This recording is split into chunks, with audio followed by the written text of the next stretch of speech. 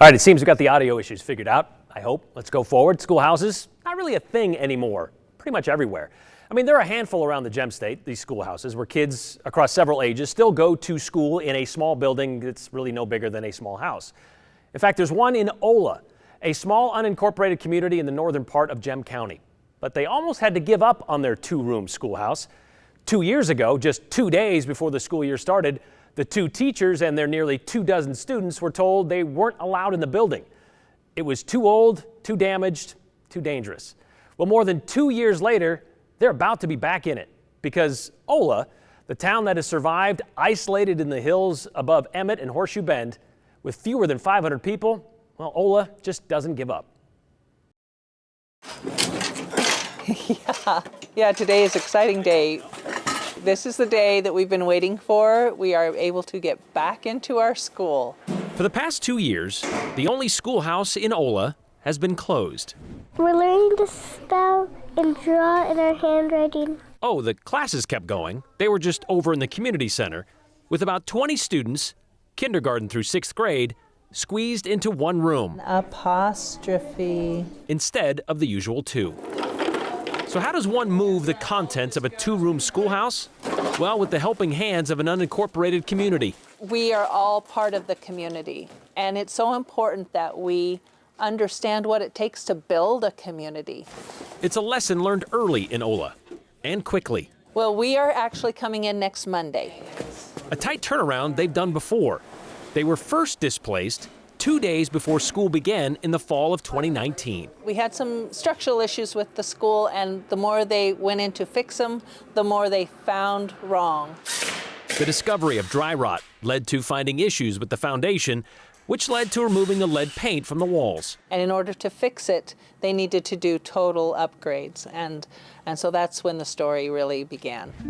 Well, the story really began 111 years ago when the Ola School was first built by William Bowman and John Cantrell.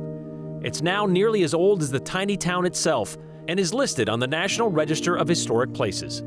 That history runs through generations of Gem County. I went to school here, and my mother was a teacher here. I've been the teacher here. I taught my daughters here. Perfect. While overseeing the return, head teacher Amy Davis can also see why her students can't wait.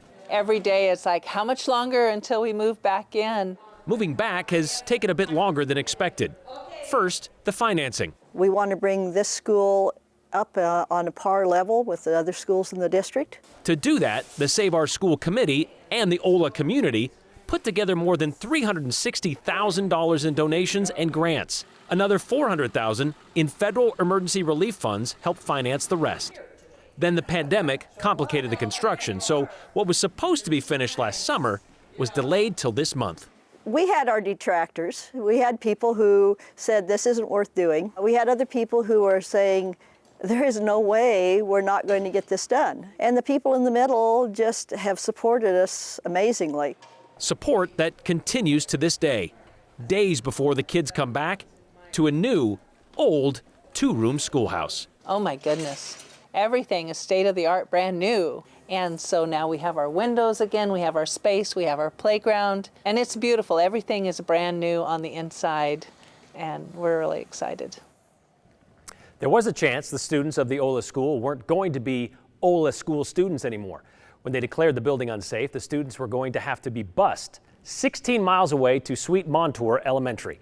But instead, they were able to keep them home because, well, they were able to rent the community center for $1 a month. First day back is Monday, as you heard them say, even though there are still a few things they need to finish up, like a new fence. Maybe by spring, they plan to have a public grand opening. So keep that in mind should you find yourself in Ola that day and want to see the oldest two-room schoolhouse in the state.